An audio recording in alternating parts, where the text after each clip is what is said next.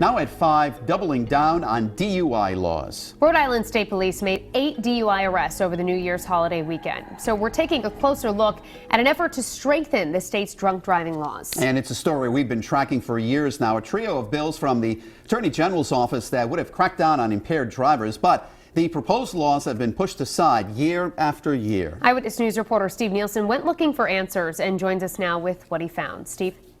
Guys, Mothers Against Drunk Driving gave Rhode Island some of the worst marks in the country when it comes to our DUI laws. The Attorney General says it's time the state does something about that. Flashing lights, crunched cars, and serious injuries, sights that can be seen across the country because of drunk drivers. Hoping to stop it, Attorney General Peter Kilmartin was hopeful his bills would finally clear committee and head to the House floor. But for the 6th straight year, the bills were pushed aside. Who's against this legislation?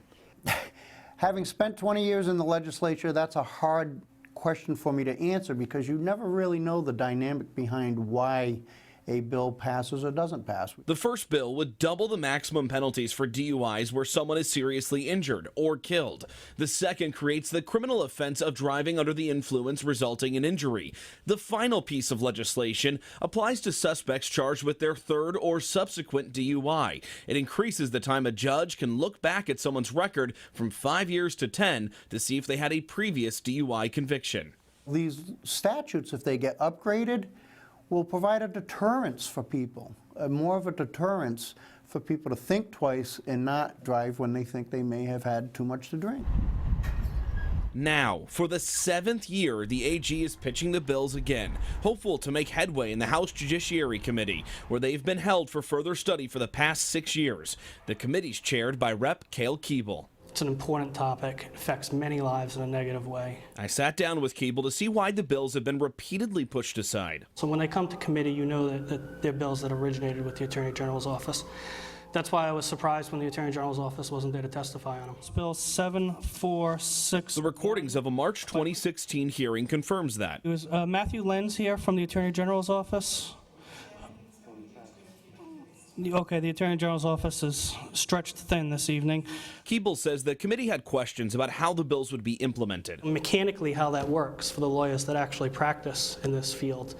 There were some questions raised about that. If there's one thing I've learned, I'm always willing to sit down and talk with people who are opposed for whatever their philosophical reason is. That sit-down has not happened yet, but soon these bills will head to committee again for the 7th year. New committee, new people, new priorities. Now, Keeble pointed out the General Assembly recently passed new ignition interlock laws to prevent repeat drunk drivers.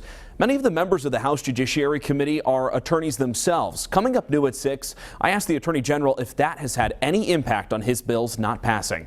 I'm Steve Nielsen, Eyewitness News. Now doubling down on DUI laws. According to Mothers Against Drunk Driving, there are only 2 other states in the country with more lenient DUI penalties than Rhode Island. So we wanted to know why the Attorney General's bills designed to strengthen those penalties have failed to get through committee for 6 years. New at 6, Eyewitness News reporter Steve Nielsen asks if the way committee members make a living is playing a role. Yeah, this upcoming legislative session will mark the 7th year Attorney General Peter Kilmartin has pitched bills aimed at increasing DUI penalties. Ultimately, he says it's up to you if you want change.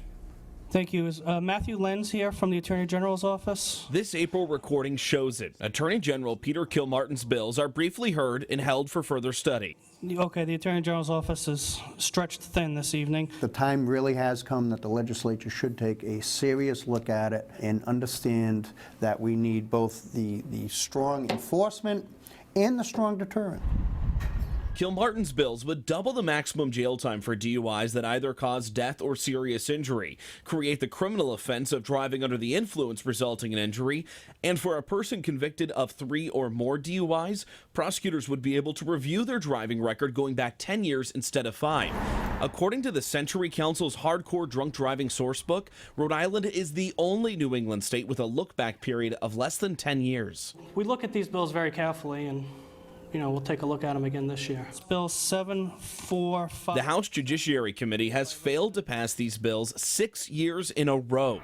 Its chair, Rep. Cale Keeble, is an attorney and has represented someone charged with a DUI before. A DUI without any bodily injury. It was not a first or second. It was not a second or third offense. There was no look-back period involved. No conflict of interest there or anything like that.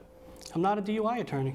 Keeble says others on the committee are also lawyers, but that doesn't create any conflicts. And I think that's for good reason. We're dealing with changes in the criminal laws and bills, and so it's, I think, a good idea to have some attorneys on that committee. I think they have an understanding of the viewpoint of the public defender's office, and I understand that, and that's fine. We have that natural give and take. I have the prosecutorial mindset, and they have the defense mindset. Kilmartin's bills will soon be back in front of Keeble and the committee for the 7th year. The AG's hopeful this will be the year it passes. The general public needs to be engaged. They need to actually call their legislators and make it a priority. The issue of drunk driving is of paramount importance. We're going to take a very close look at it and make sure we have fair laws on the books.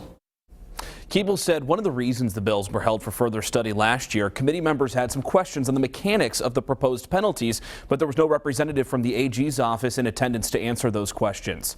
On our website, we've detailed the history of these laws and posted the report from Others Against Drunk Driving explaining why they rank the Ocean State third most lenient. I'm Steve Nielsen, Eyewitness News.